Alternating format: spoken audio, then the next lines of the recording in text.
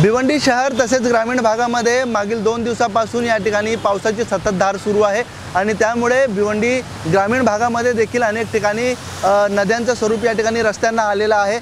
विशेषतः आपण बघितलं तर राहनाल गावच्या हद्दीमध्ये आपण उभे आहोत आणि या ठिकाणी आपण जर पाहिलं तर रस्त्यावरती मोठ्या प्रमाणात या ठिकाणी 1.5 ते 2 फुटांपर्यंत पाणी साचले आहे। त्यामुळे अनेक वाहनं जी आहेत ती या पाण्यातून येत आहेत आणि अनेकांचे ज्या दुचाकी आहेत ते या ठिकाणी बंद पडताना दिसत आहेत। मात्र आपण जर पाहिलं तर अनेक वाहनं जी आहेत या मार्गावरून येण्याचं टाळत आहेत, परंतु अनेक जी वाहनं आहेत ती याच मार्गाचा वापर करून ते पुढे येत आहेत। त्यामुळे एकंदरीत आपण जर परिस्थिती बघितली तर अनेक वाहनं जी आहेत याच्यावरून जाताना या ठिकाणी बंद पडत आहेत, त्यामुळे त्यांना धक्का मारून देखील बाहेर काढावा लागतोय।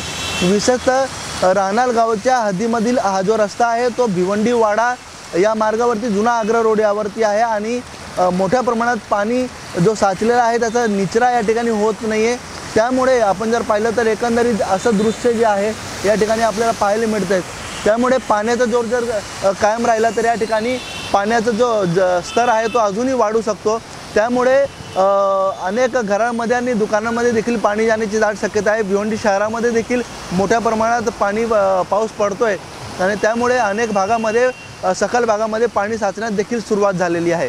अनिल वर्मा, एबीपी माझा, भिवंडी। एबीपी माझा, उघडा डोळे बघा नीट।